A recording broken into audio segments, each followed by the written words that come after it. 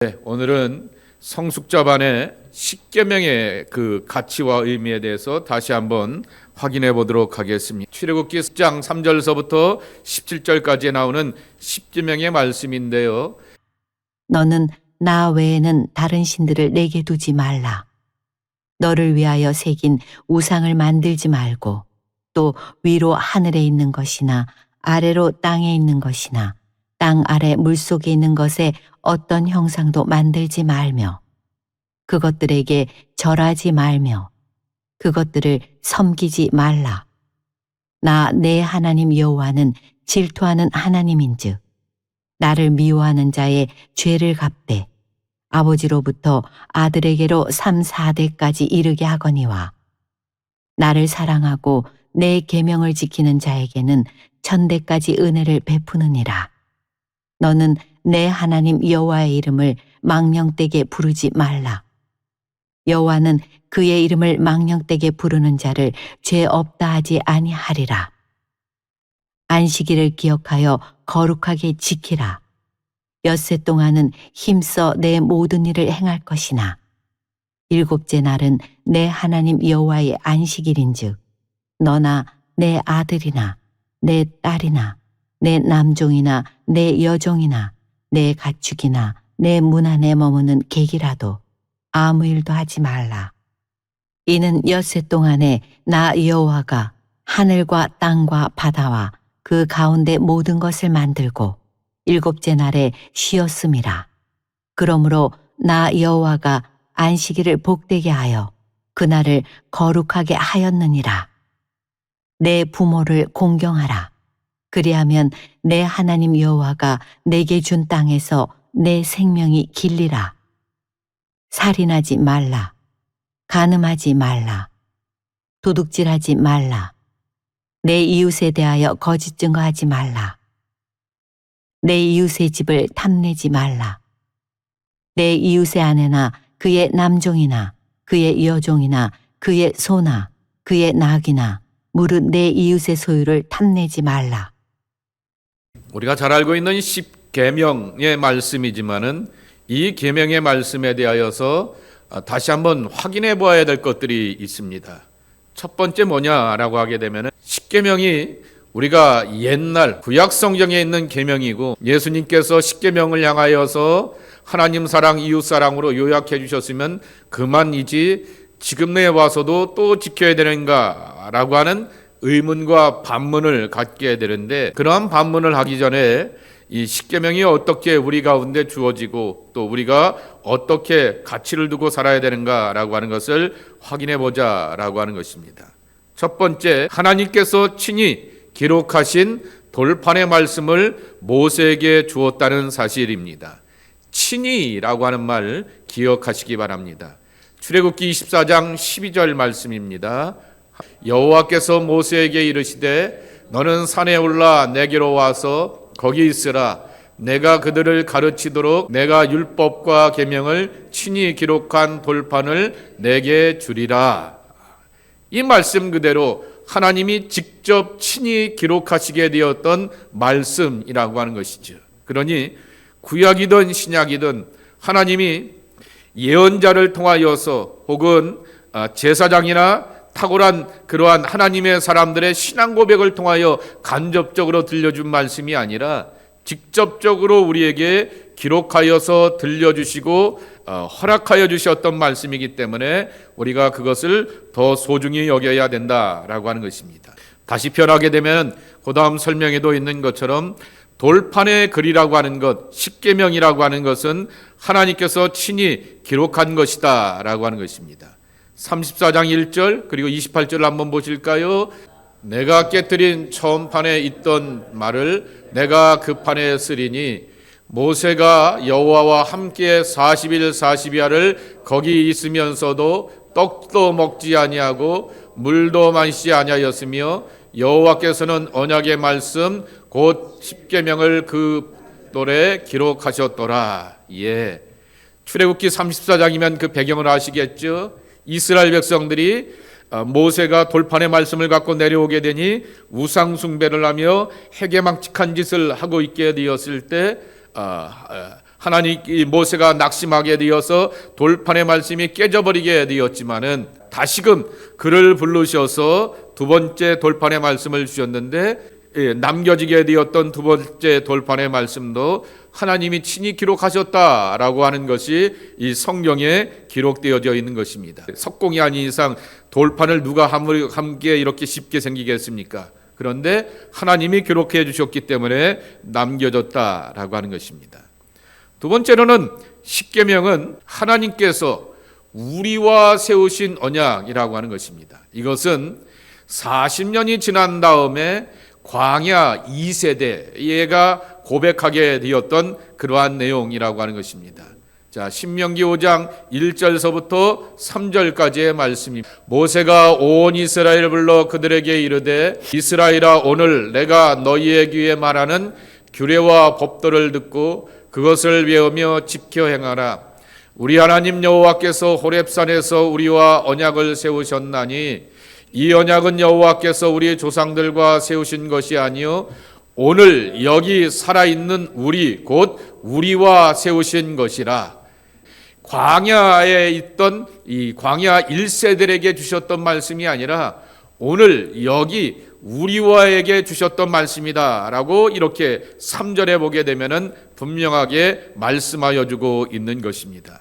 신학적으로 편리한다면은 성서의 현재화라고 하는 것이죠. 기록된 말씀 혹은 선포된 말씀, 기록된 말씀은 성경책에 있는 말씀입니다. 선포된 말씀은 강단에서 풀어주는 말씀입니다. 그 말씀이 어떤 말씀이 되어야 되냐면 내 말씀이 되어야 되는 것이고 우리의 말씀이 되어야 되는 것입니다. 성경을 언제나 현재화하면서 살아가야 한다라고 하는 것입니다. 하나님의 십계명은 용도 폐기된 것이 아니라 현재형으로 우리를 향한 명령이다. 이것으로 이렇게 받고 따라가야 한다라고 하는 것입니다. 광야 세대 가나안 가는 사람들에게만 필요한 것일까? 솔로몬이 성전을 봉헌할 때의 그 장면을 확인해 보자라고 하는 것입니다. 열왕기상 8장 6절서부터 9절까지의 말씀입니다. 언약궤를 그 처소로 메어 드렸으니 그 성전의 내소인 지성소 그룹들의 날개 아래라. 그룹들이 그 궤 처소 안에서 위에서 날개를 펴서 궤와 그 채를 덮었는데 제가 기쁘노 그 채 끝이 내소 앞 성소에서 보이나 밖에서는 보이지 아니하며 그 채는 오늘날까지 그곳에 있으며 그 궤 안엔 두 돌판 외에 아무것도 없으니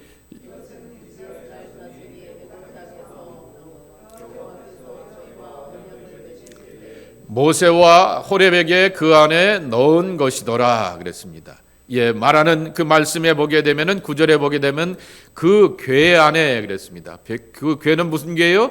언약궤 혹은 법궤이죠. 그래서 지성소 안에 법궤를 앉혀 놓게 되었는데 두루마리 양피지에 기록된 말씀이 아니라 하나님이 친히 기록하시게 되었던 두 돌판의 말씀을 보관하게 되었다라고 하는 것입니다. 성전인 그 하나님의 지성소 안에 언약궤가 있게 되는 것처럼 우리가 하나님의 성전인데 그리고 우리도 하나님의 언약궤의 말씀을 품고 살아가야 한다라고 하는 그 교훈을 주고 있다라고 하는 것입니다. 신약에도 적용이 되어 있다라고 하는 것입니다. 사도 요한이 보게 되었던 새하늘과 새 땅 하나님의 나라에 대한 비전과 꿈인데요. 거기에 이런 말씀이 있습니다. 계시록 11장 19절입니다. 이에 하늘에 있는 하나님의 성전이 열리니 성전 안에 있는 하나님의 언약궤가 보이며 또 번개와 음성들과 우레와 지진과 큰 우박이 있더라 그랬습니다. 이 번개와 음성들과 우레와 지진 바로 초자연적인 것을 뛰어넘는 하나님의 거룩함과 임재함을 이렇게 표현해 주게 되는데 그 임재하신 하나님께서 뭘 갖고 계시냐라고 하였더니 말씀으로서 우리와 함께 하신다 그랬습니다. 그런데 그 말씀의 대표성을 뭐로 표현했냐고 하면은 언약궤라고 하는 것입니다.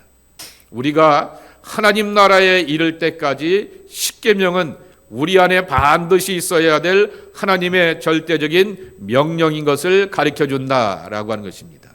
매일 성경이 여호수아서입니다. 여호수아서 1장 하면 여러분이 뭐가 떠오릅니까? 이 말씀을 너에게 주노니 우로나 좌노나 치우치지 말고, 이 말씀을 뭐라고요? 주야로 묵상하라 라고 하는 것입니다.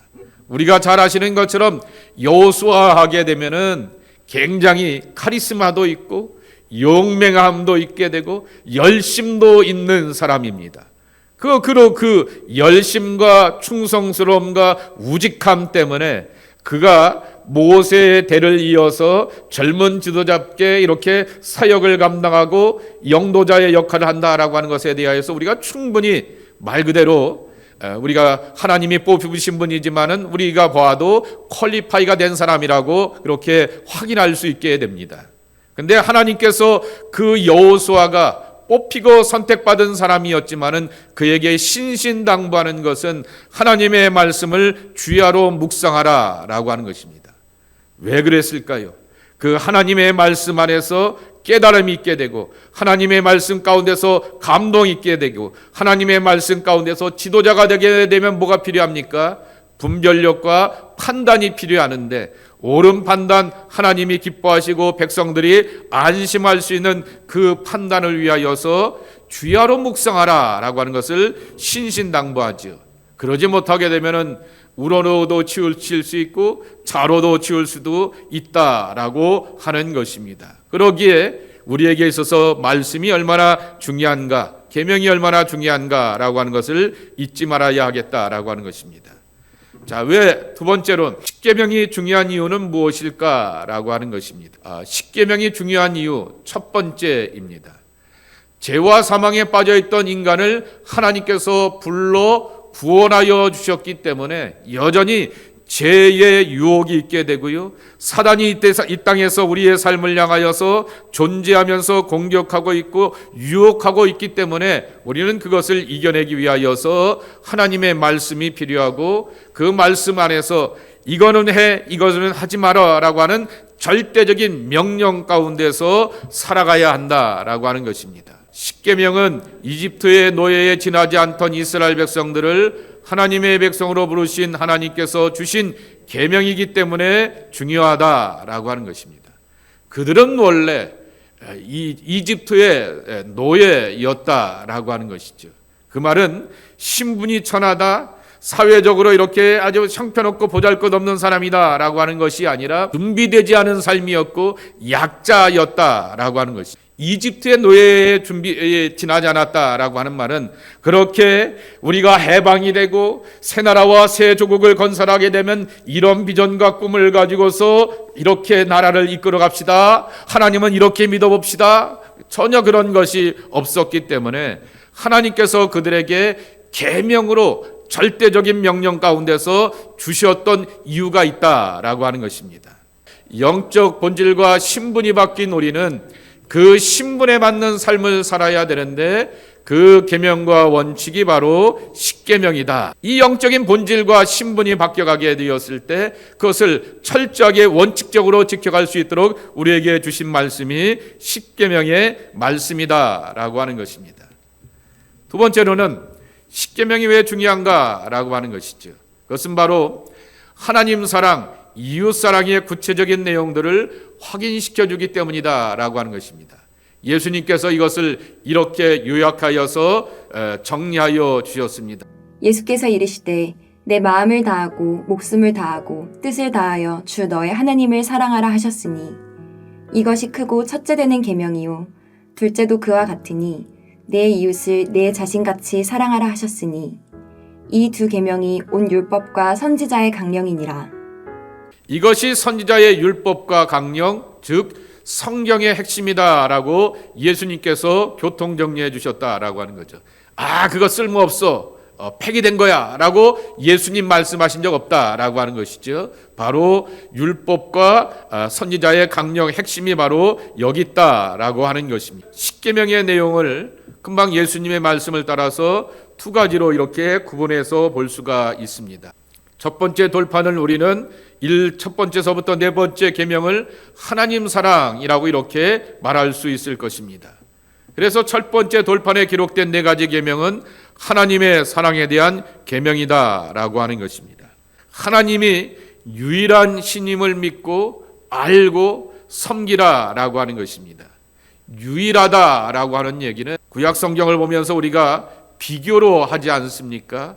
실제로 엘로힘이라고 하는 말이 신들 위에 신이라고 하는 그러한 뜻을 담고 있지 않습니까? God, above gods라고 하는 말을 몇 번 말씀을 드렸는데요. 모든 잡신들 위에 신이라고 하는 것으로 비교급으로 이렇게 생각하게 되는데, 하나님을 우리는 비교급으로 구분해 보면서 최상급으로 여기게 되는 그러한 모습이 아니라 유일하다라고 하는 것, 내게 있어서 위로가 되고, 내게 있어서 기댐이 되고, 내게 있어서 치유가 되고, 내게 있어서 그러한 미래에 대한 확신과 비전을 줄 수 있는 것은 하나님밖에 없습니다 라고 하는 고백을 하나님이 가장 기뻐하시고 좋아라 하신다라고 하는 것입니다.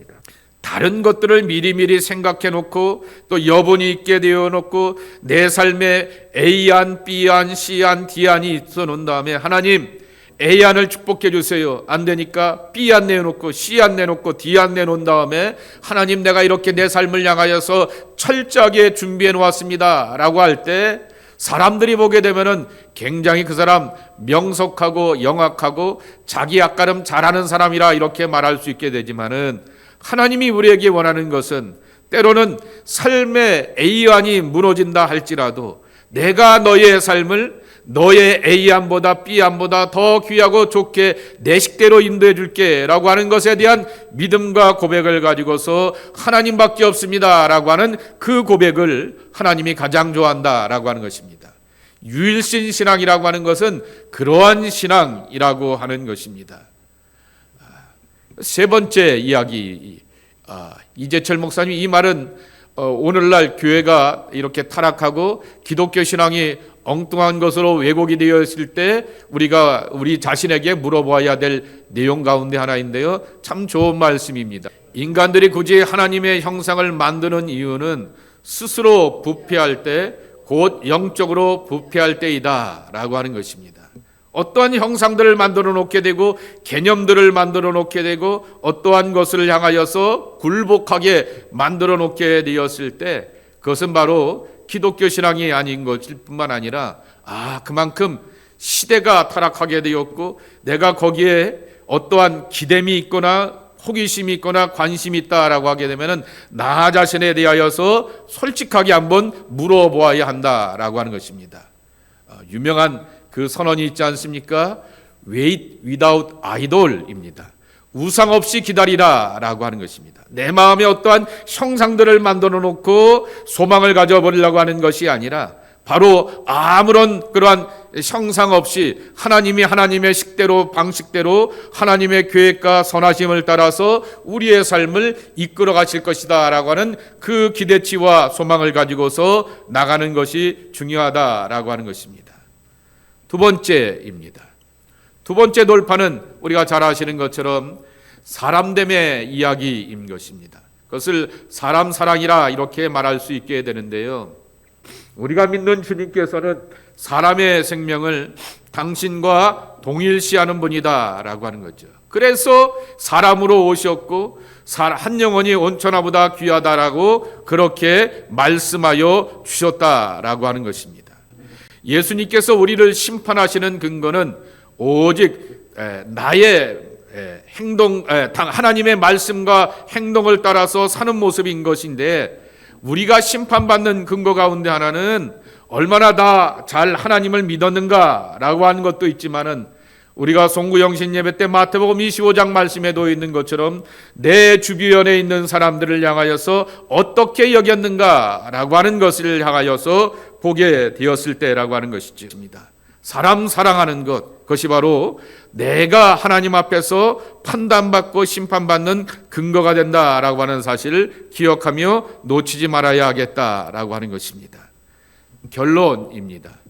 자, 함께 읽겠습니다. 첫 번째, 십계명은 구원받은 그리스도인으로서 하나님과 세상에 대한 책임을 다하는 삶을 살라라고 하는 것입니다. 그래서 뭐하라 뭐 하지 말라라고 하는 그 말씀을 해주시게 된 것은 하나님 앞에서뿐만 아니라 세상 앞에서도 잘 살아야 되는 우리의 삶을 가르쳐 주신 것이다 라고 하는 것이죠. 두 번째, 예수님께서 마태복음 22장 그 37절의 이 말씀을 가지고서 이렇게 풀어주시게 되었던 하나님과 이웃사랑의 토대는 예수 그리스도 안에서 하나님께서 베풀어 주신 사랑이다라고 하는 것이죠. 그러니까 예수님이 베풀어 주셨던 그 사랑이 있었기에 그 사랑에 감동을 얻고 그 사랑에 굴복하게 되고 그 사랑에 내가 설득당하게 되고 그 사랑이 다시금 내게 용기와 믿음과 사랑의 원천이 되어서 다시 한번 털고 일어나는 것이지 우리의 갖고 있는 의지나 평판이나 명성을 갖고 이루어지는 것이 결코 아니다라고 하는 것입니다. 우리는 사랑에 기뻐하고 우리는 사랑으로 감동을 얻고 우리는 사랑으로 인하여서 변화되는 하나님의 사람들이라고 하는 것입니다. 이 십계명의 귀한 교훈들의 말씀을 기억하면서 잘 붙들고 나갈 수 있는 하나님의 사람들이 저와 여러분이 되었으면 좋겠습니다. 제1은 뭐라고요? 너는 나 외에 다른 신들을 내게 두지 말라. 제2는 너를 위하여 새긴 우상을 만들지 말고 또 위로 하늘에 있는 것이나 아래로 땅에 있는 것이나 땅 아래 물속에 있는 것에 어떤 형상도 만들지 말며 그것들에게 절하지 말며 그것들을 섬기지 말라. 제3은 뭐라고요? 너는 내 하나님 여호와의 이름을 망령되게 부르지 말라. 제4는 뭐라고요? 안식일을 기억하며 거룩하게 지키라.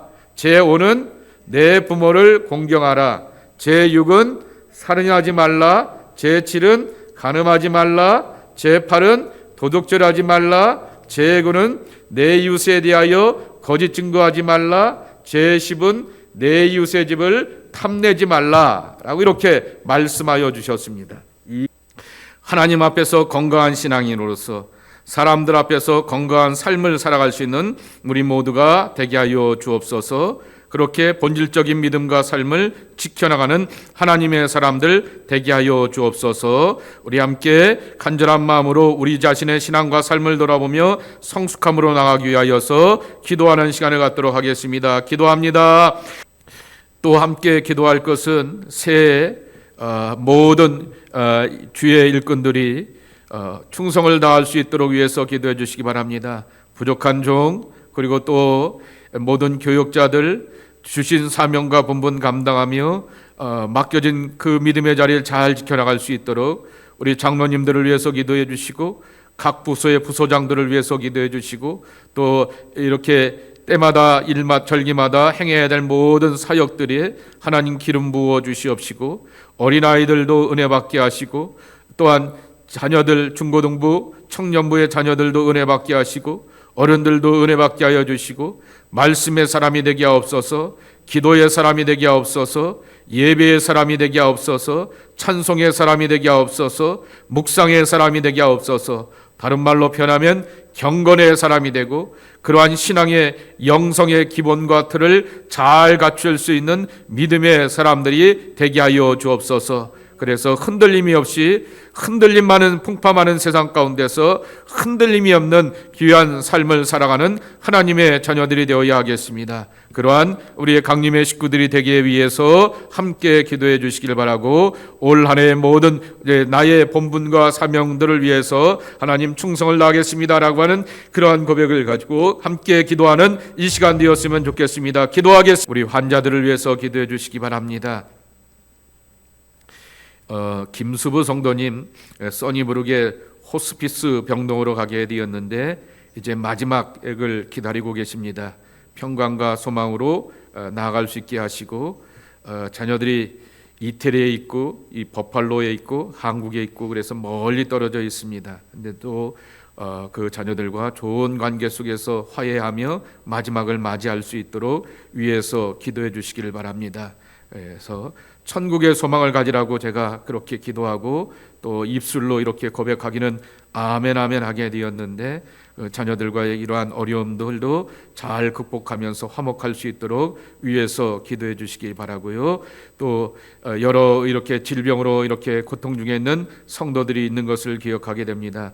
거대한 그런 육체적인 질병과 연약함 가운데 있는 이들 위해서 기도해 주시기 바라고, 소중한 우리의 사람들 강건함을 위해서 기도해 주시기를 바랍니다. 그리고 또 하나 마지막으로 기도할 것은 우리가 올해도 섬겨가는 선교사들의 사역과 발걸음 위에 하나님의 기름 부으심이 함께 해달라고 간절한 마음으로 기도하시고 자유롭게 기도하신 다음에 돌아가시도록 하겠습니다.